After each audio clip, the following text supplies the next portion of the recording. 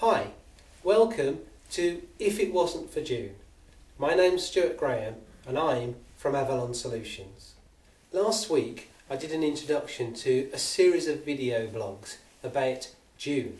I introduced June and how June provided great customer service to a client, which prompted me to record this series of videos. This week we're going to be talking about bad customer service. Now, nobody sets out to provide bad customer service. Nobody writes into their business plan, I want to provide really bad customer service. But sometimes organisations slip into that category of bad customer service without even realising it. I want to tell you a story about you. Your car's ready to go into the garage for a service.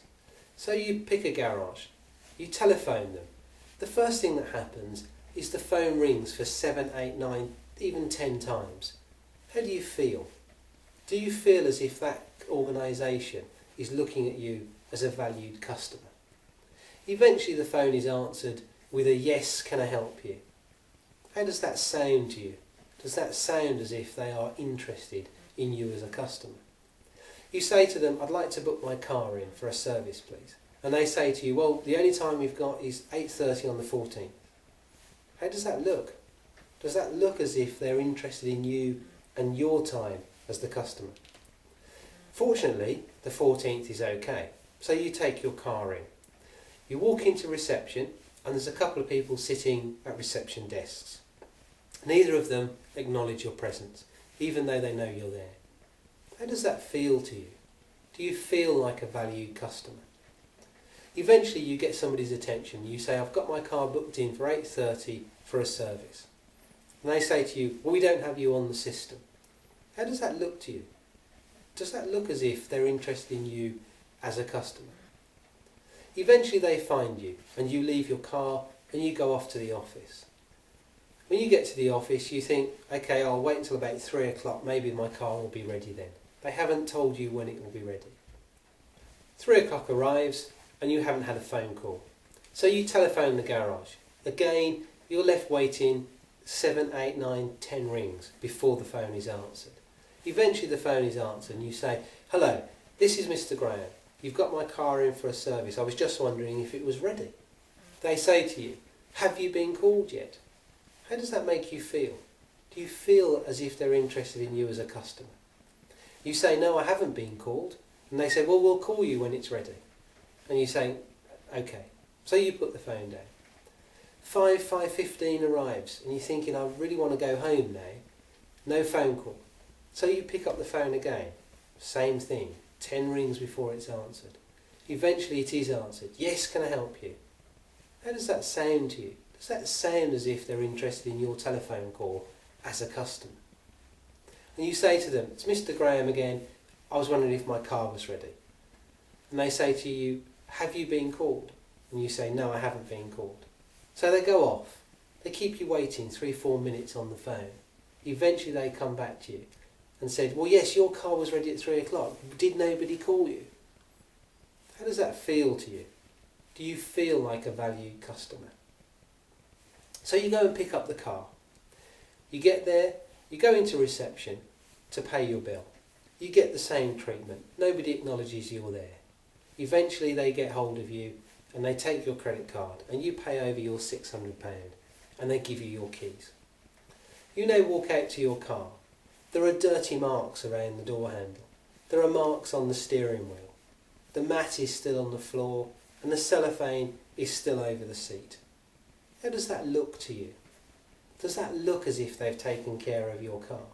Does that look as if they've taken care of you as a customer? You take all that stuff out, you get into the car and you drive home. Now I bet you're not thinking, wow, what a fantastic garage. Wow, what a service they provide. I've got to tell everybody about that place. No, I think what you're probably feeling is very let down. You're feeling as if you are not valued as a customer. Now I'd like you to reflect on your own organisation. Does your telephone get answered quickly? Does your receptionist greet clients as if they are very important to the organisation?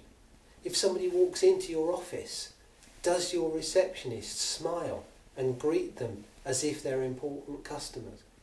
Does your receptionist stand up even and say hello? Once the receptionist knows their name, does the receptionist use their name? Good morning, Mr. Graham. How may I be of service to you today? Or good afternoon, Mr. Graham. How can I help you today? When you're talking to your customers, is your mentality, this job would be great if it wasn't for the customers? Or are you genuinely interested in the customer because they are paying for your service? Reflect on your own organisation this week. Send out client or customer satisfaction questionnaires with genuine questions to find out what your customers think of your service. Telephone a couple of your best customers and ask them the open-ended question, how would you assess our customer service? And then just listen. Don't defend yourself. Don't speak at all. Just let them tell you what they think. And then think about that afterwards, thanking them for their time. If you feel you've had value from this video, please pass it on to other people. Please send it on to other people so they can benefit from the customer service look at their own organisation. Next week, we're going to be talking about indifferent customer service. Now, this isn't bad customer service and it's not exceptional customer service, it's just indifferent. Indifferent customer service is the customer service that you can't really complain about because no one's really done anything wrong. You just don't necessarily feel like a really valued customer. Many organisations fall into that indifferent customer service. So as I said, if you feel you've got value from this, please pass it on to other people so they can benefit also. And I'll see you next week.